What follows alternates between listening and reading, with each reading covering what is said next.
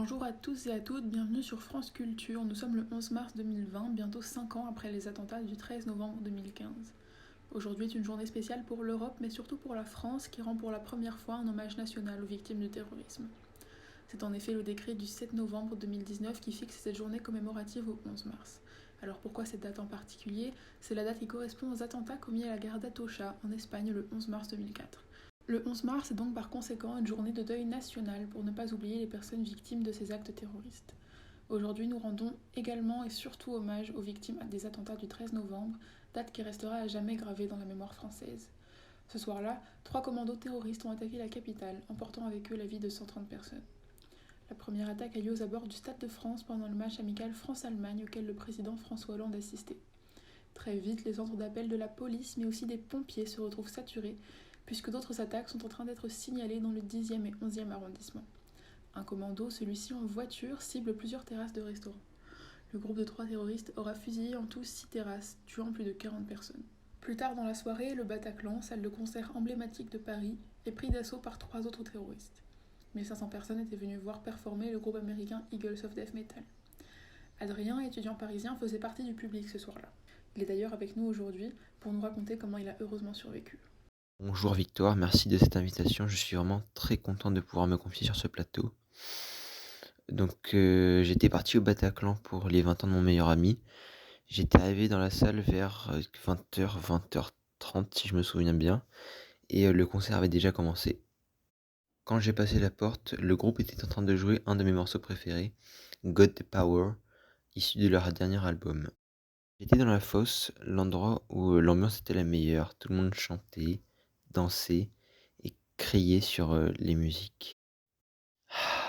C'était vraiment un bon moment, hein.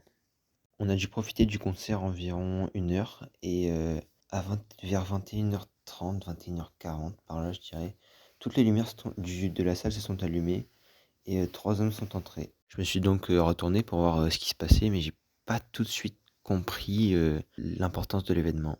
J'ai vu les armes dans leurs mains, mais mon cerveau n'a pas directement compris que j'étais en danger. Jusqu'à ce que j'entende un énorme coup de feu qui m'a tout de suite réveillé. Par instinct, j'ai directement cherché à me rapprocher du sol pour éviter les balles et éviter donc ma mort. Et j'ai vu que tout le public se dirigeait vers la sortie, qui était à 50 mètres de ma position. J'ai donc rampé jusqu'à ce que j'atteigne 20 mètres avant la sortie. Et tout à coup, un corps est tombé devant moi. Au vu de cette horreur, je pense que de nombreuses personnes ont été pétrifiées, mais au contraire, ça m'a donné l'envie de sortir au plus vite de cette salle pour continuer à vivre et ne pas s'arrêter ici.